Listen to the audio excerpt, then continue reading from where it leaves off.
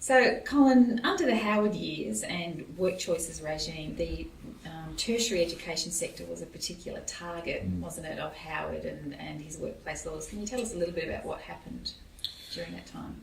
Well, we not only had a big decrease in funding, or no increase in funding, while we're still having a major increase in the number of students, but the Howard government tried to introduce AWAs across our sector to reduce the protections that people had, to casualise the sector, to reduce our conditions, our terms and conditions, and our ability to defend our wages and our conditions. And they did this not through, there was legislative change, the whole work choices regime, but there was also they tied funding to the ability to universities having to fulfil this agenda that the government had.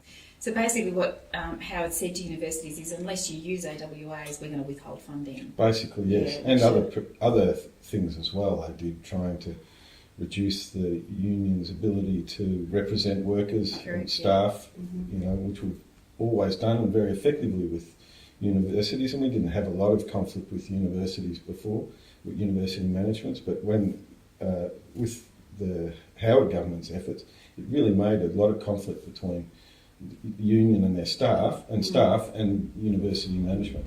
Yeah. So since the introduction of the Fair Work Act, we have seen some changes industrially. AWAs are no longer about, and unions now have a right to represent workers and things. So has that helped you at all? It has. I mean, we've spent a couple of years trying to undo the damage of the Howard years, and it has been a long process in negotiating new enterprise agreements to strip out all the interference of the government. And fortunately, the Labor government has allowed us to have a proper relationship again as a union and as staff with our employers. So that has been good, and we've been able to have much more of a role in representing staff as a legitimate voice and the majority voice of staff on university campuses. So we've been able to do that. We've been able to try and cut back the use of AWAs and bring people off AWAs back into collective agreements where they want to be.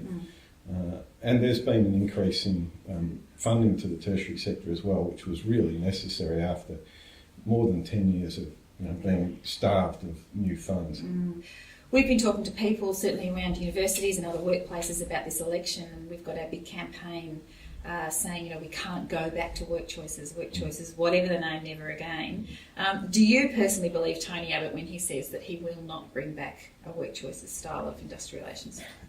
Not at all. I don't believe much that Tony Abbott says in general, but on work choices, we know the history of the Liberal Party. We know Tony Abbott's history. We know what he's said in print and in other forums for so many years, that he is committed to allowing market forces to determine people's wages and conditions and to removing basic protections from people. So why would we believe, just thanks to an election campaign, that he would really abandon that program? That's what he wants to do. And as I said before, he may make a commitment to not changing legislation. He doesn't need to change legislation to do a whole lot of damage to people's terms and conditions. There are lots of other ways they can do it. You're absolutely right. And he's been caught out on a number of occasions on that issue.